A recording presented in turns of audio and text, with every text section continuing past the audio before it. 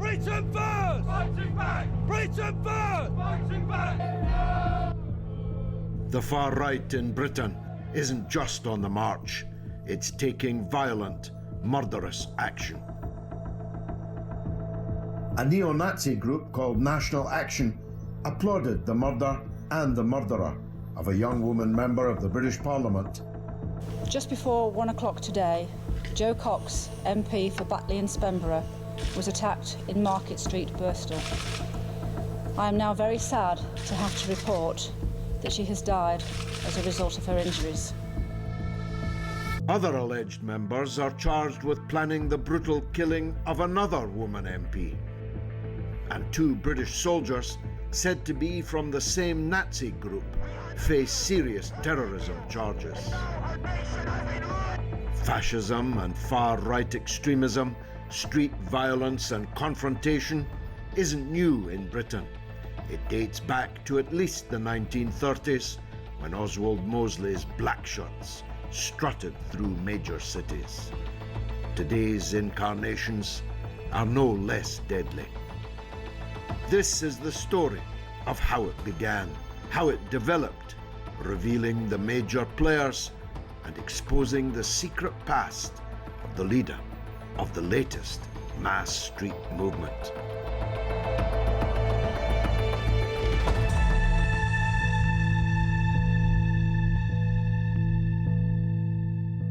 Last year, the young woman Labour MP Jo Cox was cruelly murdered in the course of her public duties in Birstall, West Yorkshire. The mother of 2 young children was stabbed and shot to death by a man called Thomas Mair, whose name needn't detain us for long. At the time, the mainstream media narrative was that Mair was a lone wolf. Well, a rabid wolf he surely was, but he was not alone. Thomas Mair was connected, enmeshed in the complex web of British fascism. National Socialists, we will rise once more! We will finally win back our lands and win back our continent, and our rights will forever be free! Hail victory! Hail victory! In a way, the blood and horror of the Jo Cox murder brought British fascism full circle, back to where, in a sense, it all began. Sir Oswald Mosley was a middle-level British aristocrat who married up to the daughter of the Viceroy of India, Lord Curzon. Sooner or later, in the lives of great nations, comes the moment of decision, comes the moment of destiny. He was a Conservative MP, then a Labour MP, a left-wing Labour MP, sometimes talked of as a future Labour Prime Minister. But as the skies darkened, the Wall Street crash occurred, and widespread mass poverty, Oswald Mosley turned to fascism. There's been a 50-year dispute over what fascism actually is. One of the most influential definitions was by Roger Griffin, who argued that it was a palingenetic form of ultranationalism, and that's a fancy way essentially of saying it's a cross-class revolutionary brand of nationalism that believes in the renewal of the nation and a new man. And in a way, that's what people argued separated fascism from conservatism, that conservatives look back at the status quo, whereas fascists were very much about looking forward at creating this ethnically pure new man. You can see a sense of victimhood, that somehow the nation state with which they identify has been somehow a victim of others, of evil forces.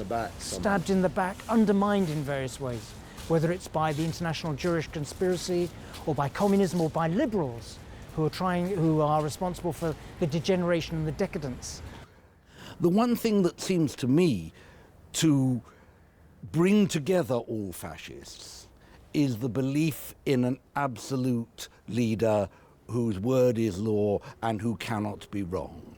And certainly Hitler thought he could not be wrong. In this country, Oswald Mosley thought he could not be wrong, which is as good a definition of madness as I know, but also the only definition that I can see of fascism. Here in Cable Street in the East End of London, on the 4th of October 1936, Britain's first fascist leader came a cropper. Sir Oswald Mosley was the leader of the British Union of Fascists. He would have been, if he could have been, Britain's Adolf Hitler. The purpose of his march was to whip up hatred in much the same way as his idol did in Germany.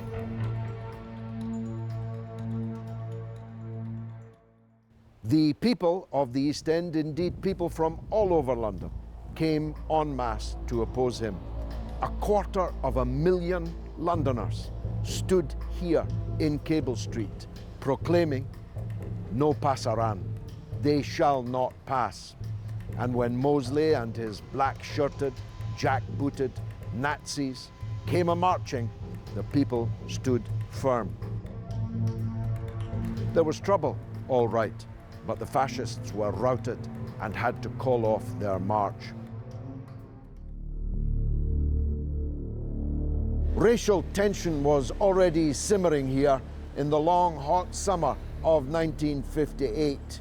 Here on Friday, August the 29th, outside Latimer Road Underground Station, the spark was lit. 3 days of what infamously became known as the Notting Hill race riots. Over that long weekend, hundreds of white youth rampaged around this area, carrying weapons, brandishing racist slogans. The Daily Mail, in its inimitable style, joined in, asking, should we let them keep coming in? Today, Notting Hill is expensive, one of Britain's most exclusive enclaves. Here, the rich, the famous, and the fashionable live, eat, and shop. At the time of the Notting Hill race riots, it couldn't have been more different. This area was one of grimy, crumbling tenements, owned by slum landlords, charging racked rents. Kelso Cochrane, the young Antiguan carpenter who was stabbed to death right here in Goulburn Road in Notting Hill, was obviously not Britain's first victim of racially motivated murder, but he was the first to attract national attention. The first to become, though he would never know it, a symbol of resistance to race hate. At the time, Notting Hill was a hotbed of white nationalism. Oswald Mosley's Union movement and Colin Jordan's White Defence League had this place seething with racial tension. We feel that you cannot have coloured immigration on the scale in which you're having it today without sooner or later having mass interbreeding. That must lead ultimately to a mulatto Britain. We feel that if we have a mulatto population in the future, that must mean the downfall of the civilization and culture of our country, which we hold so dear. If you look at the early history of fascism, it was completely different to what we today associate as being fascist. Oswald Mosley was himself from the establishment, was from the Labour Party, had connections across the elite, if you like. He also had fairly developed ideas about what he wanted to do with the state and the economy. Contrast that to, say, the National Front in the 70s or the British National Party in the early 2000s. Those later organisations were very crude, were simply outwardly racist, were conspiratorial, anti-Semitic, but they didn't have that a deeper level of thought about how to reorganise the state and the economy. And so really a lot of the far right in Britain in the post-war period really became dominated by white supremacism, by crude neo-Nazism, and really since then hasn't escaped that legacy. In 15 or 20 years' time, the black man will have the whip hand over the white man. In the late 1960s, Enoch Powell, a Conservative Party grandee, made a now notorious speech.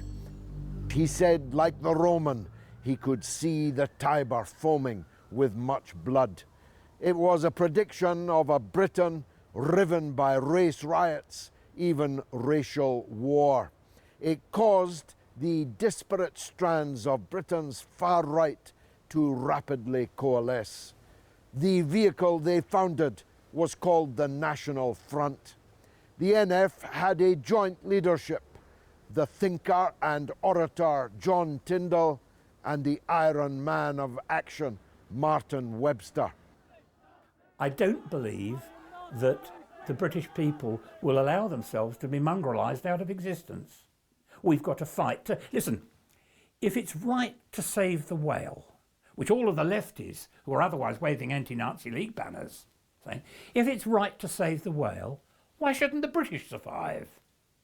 Why have we got to submit to being exterminated by race mixing while we protect the survival of the minke whale or the blue whale or whatever? The logic of the left just doesn't bear scrutiny. The National Front brought chaos to the streets of Britain in the 70s and 80s, and it struck terror in black and Asian communities, anyone whose skin was not white. The NF had a symbolism, had a reputation that really struck fear into the hearts of many in our black communities. And to take a beating from National Front skinheads was to face the most horrendous violence, vicious violence, retributive violence that black people could face. And you could literally lose your life over it, and Kelson Cochrane did just that. The NF was a coalition of small extreme right-wing groups on the fringes of British politics. It specialised in provocative marches in immigrant areas. Only whites were allowed to join. Britain is now, whether you like it or not, I happen to like it, a multiracial country. But even if you don't like it, it's too late to do anything about that, isn't it? Well, firstly, I don't agree that it's a multiracial country. Integration hasn't taken place to a significant extent. And it's for this reason, I don't know whether you've noticed, but on television advertisements over the last year or so, every single advertisement involving people has got black people in it, Asian people in it, as well as whites. And particularly insidiously, in my view, they're showing, including in furniture and bedding advertisements, black and white couples. We are insidiously being got at. They're hoping that nature will follow art, and that if they create an illusion of an actuality of integration and race mixing and miscegenation, that's how the public will follow it. Well, the Brexit vote has indicated that they're not.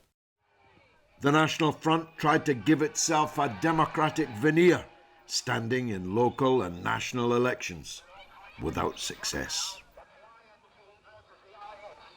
It's part of the overwhelming rage and anger felt by many black and Muslim communities that they were British citizens in a first-class democracy, living third-class lives and being subject to the most horrendous violence.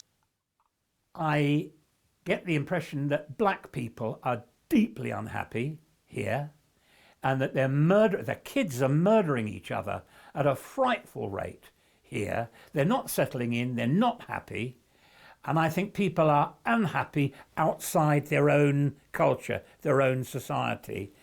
It's not making happiness for us either.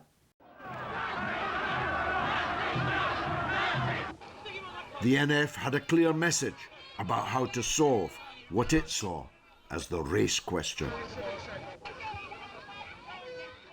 If there were a sensible government, all illegal immigrants, all of them, would be sent back to their countries of origin. They're here illegally, they're committing criminal acts, taking our money, using our health service, bleeding us.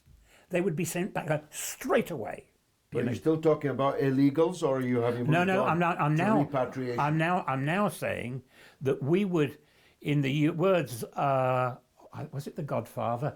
We would make these people here who are not happy an offer they can't refuse. But you wouldn't rule out forcible repatriation? If push comes to shove, at the very end of the day, no. But I don't think it need come to that. You see, I have 4 mixed-race children, so you can understand I'm twitching at this. They've never seen the place that you would first encourage but not rule out, forcibly sending them back. Maybe you'd like. Maybe I take it. I don't know what ethnic background you're. I have 2 Arab children and 2 Indonesian children. Blimey, of your own procreation. Yes, I didn't know that.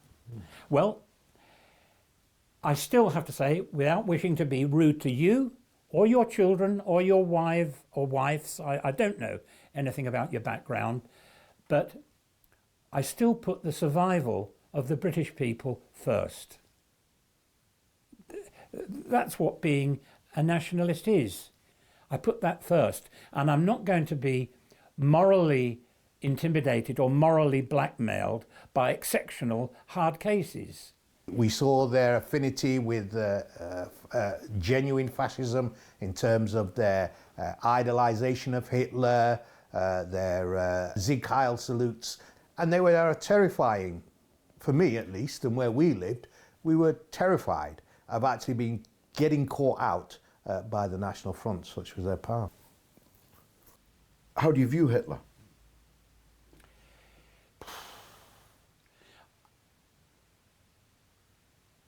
I think he was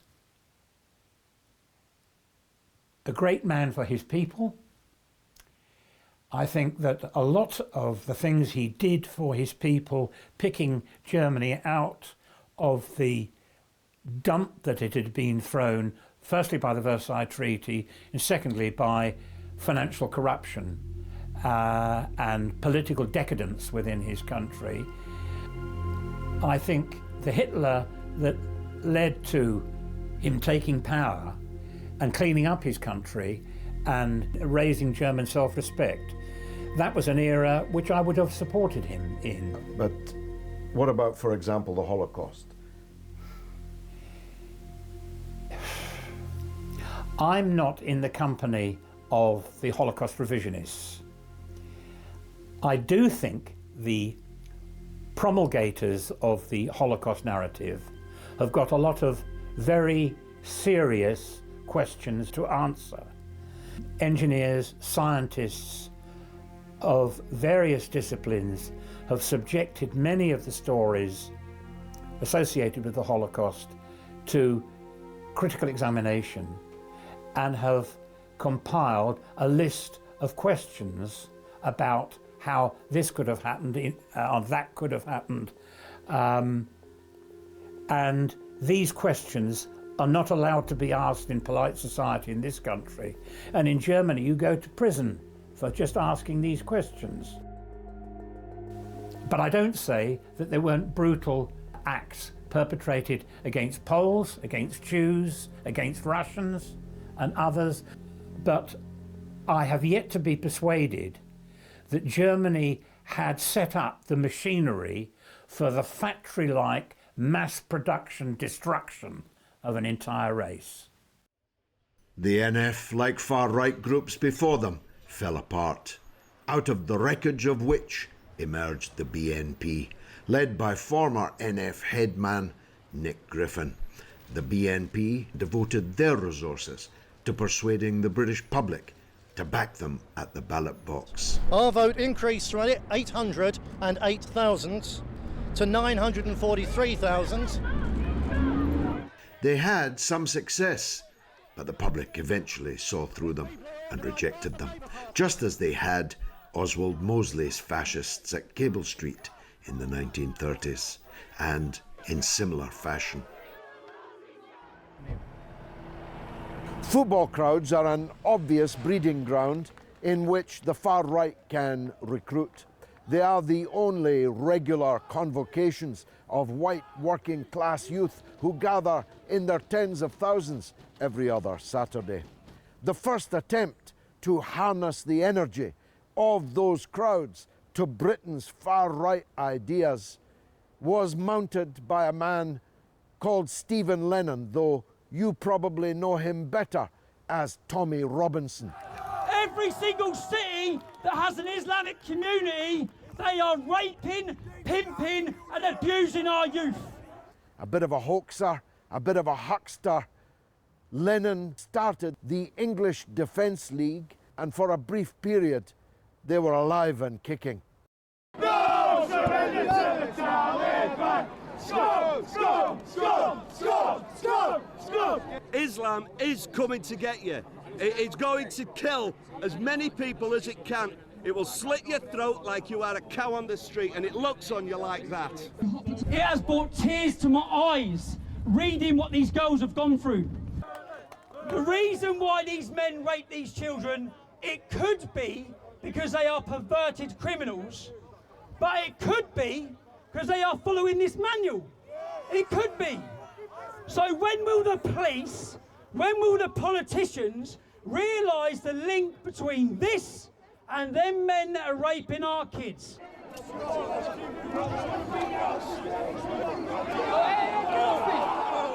The English Defence League were challenged wherever they appeared, and it was the British police who absorbed the brunt of the aggro. Mike Yardley is an ex-army man, and it shows. He's a security and intelligence expert. What is their agenda? They're racist, they're Islamophobic, they're homophobic, they're anti-Semitic. Only one Mohammed! There's only one Mohammed! We're the black and the white and the Jesus smoke! Mohammed is I think there is a very significant threat. I think it's a growing threat. I see these organisations which are usually splintered, which reform, which take different names, NS 131 for example, Scottish Dawn. UK has pledged to take in 20,000 refugees. They are not welcome in Britain, they are not welcome in England, and they are sure as hell not welcome in Scotland. Send them back! When the organisations are beginning to develop a potential which you see as terroristic, but seriously dangerous, then I think you don't have any choice. You have to take that sort of action. Even though you know that the groups will then disperse, the people in the groups will disperse, they'll probably create new organisations. Nevertheless, you're disrupting them. And so that there is a benefit, there's an immediate benefit to that disruption. Well, we say no! In the wake of the murder of Jo Cox, the UK government used anti-terror laws to crack down and ban these fascist groups. National Action will become the first ever extreme right-wing group in the country to be prescribed. National Action is a vile group. They promote homophobia, they promote violence and terrorism, and they have no place in this country.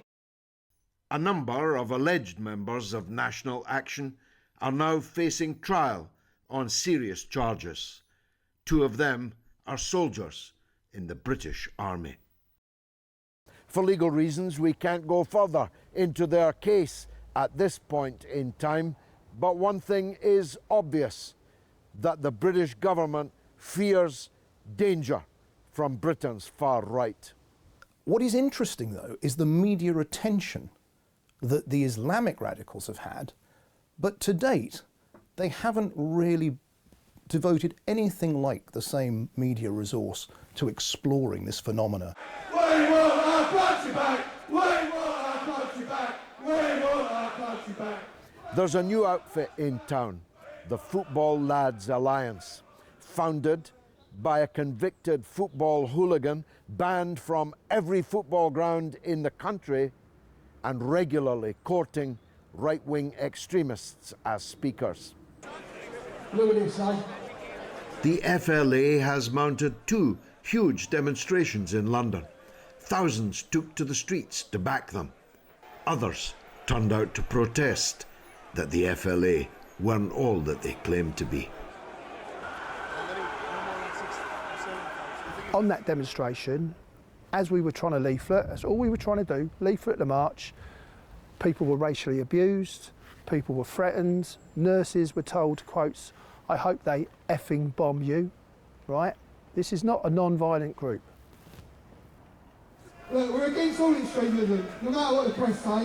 You know, far left, far right. You know, we're just normal people who want change. Simple as that. It's simple as that. They're saying they're just football lads. Well, come on, they're formed by a football hooligan. Right, it's not about, at the end of the day, look, we've got to make it clear. It's ain't about violence, there are other ways to cause destruction. Push the government to act before it's too late. We live in a world of democracy and freedom of speech. That's needed more than ever now, and the FLA can provide that platform. They're taking great pains to say we're anti-racist and so on, but how come there wasn't a Muslim speaker on the platform? The truth is, a lot of the people following the FLA hate Islam. Not just Islamist terror, as they call it, they hate Islam. For a supposedly anti-extreme, a group that's against terror, you've got people who are linked to terror acts, you've got people who are known racists and fascists. There's a man called Portinari, who was a former London UDA commander and a convicted gun runner for the UDA, who is a member of the FLA. One of our aims was to not have no flags on our march. We've really promoted the non-racism approach, the non-violent approach. It's all about peaceful protest. Former hooligan John Megan tries to say he's against all extremism, but he and Tommy Robinson, seen here in Bristol on an EDL jaunt, are just the latest heirs to Mosley's Blackshirts.